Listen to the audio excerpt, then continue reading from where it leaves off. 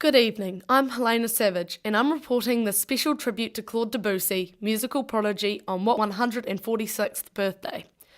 Debussy was born on the 22nd August 1862 in Saint-Germain-en-Laye, France. At 10, he was being educated at the Paris Conservatoire, focusing on playing the piano. After failing two pianos, he decided to focus on composition, from 1872 to 1804. Whilst he was studying there, he met Nadezhda von Meck, once Tchaikovsky's patroness, who employed him as a music teacher to her children. When he was in her company, she took him on trips to Vienna and Moscow, exposing him to the works of Russian composers such as Mussorgsky, who would remain important influences on his music. Debussy began his composition studies in 1880, and in 1884 he won the prestigious Prix de Rome with his L'Enfant Prodigue. This prize financed 2 years' further study in Rome.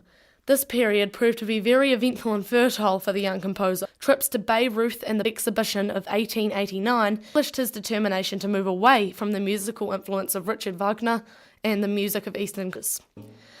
The year 1994 saw an enormously successful premiere of his Prélude à l'après-midi faune, Prelude to the Afternoon of a Faun. It was this piece that brought his nature compositional voice.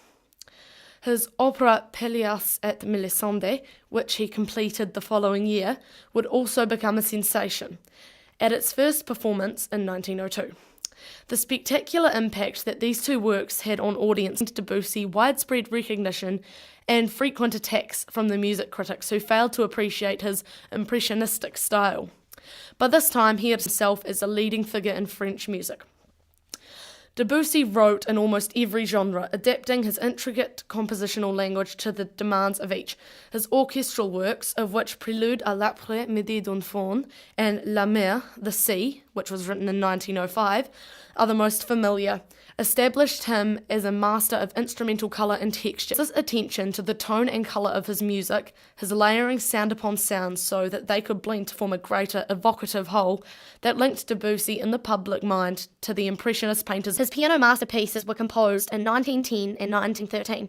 Eastern cultures and antiquity, especially Pentateuch and his collection of songs for solo voice, clearly show the strength of his